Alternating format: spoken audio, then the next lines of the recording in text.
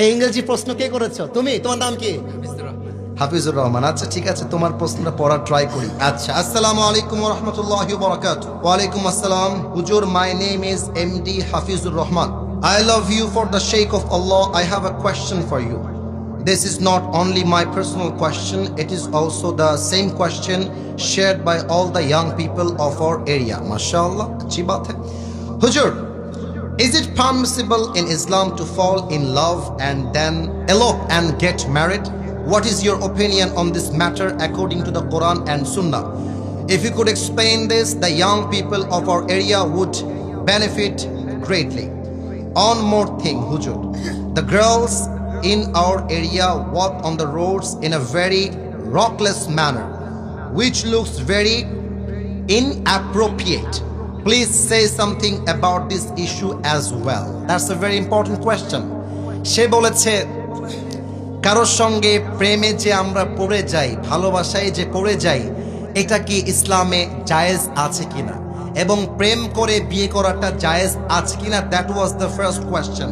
Second question Hafizur Rahman করেছে যে আমাদের এই এলাকাতে অনেক মেয়েরা রাস্তায় বেপর্দা বোরকা খুলে ঢ্যাং ঢ্যাং করে হেঁটে বেড়ায়। এটা কি সত্য না মিথ্যা রে ভাই আমার?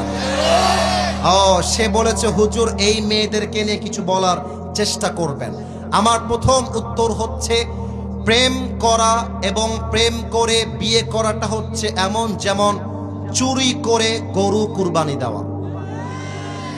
অনেকে বলে হুজুর প্রেম তো করছি, কি হয়েছে, হাম তো শাদি কর লেঙ্গে, বহুত জলদি কর লেঙ্গে। তো এমন একটা ভাব যে ও বিয়ে করলে মনে হয় সব গুনাহ মাফ হয়ে যাবে। ব্যাপারটা এরকম নয়। কোন মেয়েকে রাস্তায় পছন্দ হয়েছে, লাইন মারতে যাবা না, সোজা গিয়ে মেয়েকে বলবা আপনার বাপের নাম্বারটা হবে কিনা। মেয়ে যদি বাপের নাম্বার দেয়, সোজা মোবাইল ফোনটা বের করে নাম্বারটা তুলবা। You just have to call her father, ওর বাপকে কল দেবা, বলবা this is Hafizur Rahman from Pabna Ataikula. I like your daughter so much, please would you allow me in your life as a jamai. আপনি কি আমাকে আপনার জীবনে ফ্যামিলিতে জামাই হিসেবে জায়গা দিবেন? তো শ্বশুর যদি বলে আচ্ছা তুমি আমার মেয়েকে বিয়ে করতে চাও, তাহলে আসো সবাইকে নিয়ে আমার বাড়িতে ঘুরে যাও, মেয়েকে দেখে যাও, যদি খাপে খাপ মিলে যায় মঞ্জুর বাপ হয়ে যাবে। আর মেয়ের বাপ যদি বলে যে বাবা আমার মেয়ের না অন্য কোথাও বিয়ে ঠিক হয়ে গেছে, বলবা আল্লাহ হাফেজ। এর কারণ কি, কোন মেয়ের জন্য ছ্যাঁকা খেয়ে বেকা হয়ে যাব আমি পাবনার ছেলে, এটা হতেই পারে না। আর দ্বিতীয় কথা, যুবকটা বলেছে হুজুর অনেক মেয়েরা রাস্তায় ঢ্যাং ঢ্যাং করে হেঁটে বেড়ায়।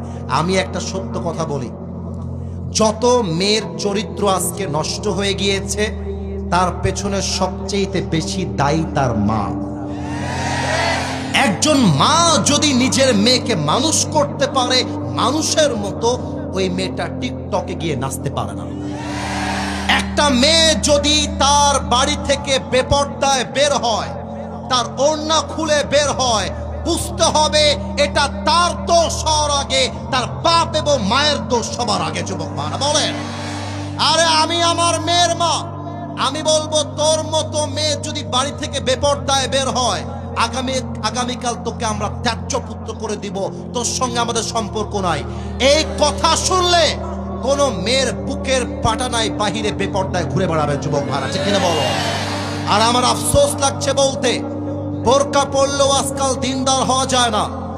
অনেক মেয়ে বোরকা পরেও পার্কে গিয়ে বয়ফ্রেন্ড নিয়ে প্রেম করে বেড়ায় পাবনার ভাড়া। এই সমস্ত বোরকাওয়ালি দেখলে বলতে মনে চায় উপরে ফিটফাট, ভেতরে পুরোটাই সদর ঘাট। এই জন্য যারা বাবারা এসেছেন, যারা মায়েরা এসেছেন, মাথায় রাখবেন আমার সামনে একটা প্লেট আছে, প্লেটে বিড়ালের খাবার রাখা আছে, মাছ। প্লেটটা আমি ঢাকলাম না, আর বিড়ালকে বললাম বিড়াল তুই এই মাছ খাইতে পারবি না, কিন্তু মাছের প্লেট কিন্তু খোলা। আপনি যতই বোঝান বিড়াল কিন্তু বুঝবে না। অতএব আমাদের উপরে ইফটিজিং মামলা দেওয়ার পূর্বে আপনার মেয়েকে বোরকাওয়ালি করে বাড়ি থেকে আপনাকে বের করতে হবে। আল্লাহ প্রিয় বাপ মাদেরকে বোঝার তৌফিক দান করুক, পড়না আমিন।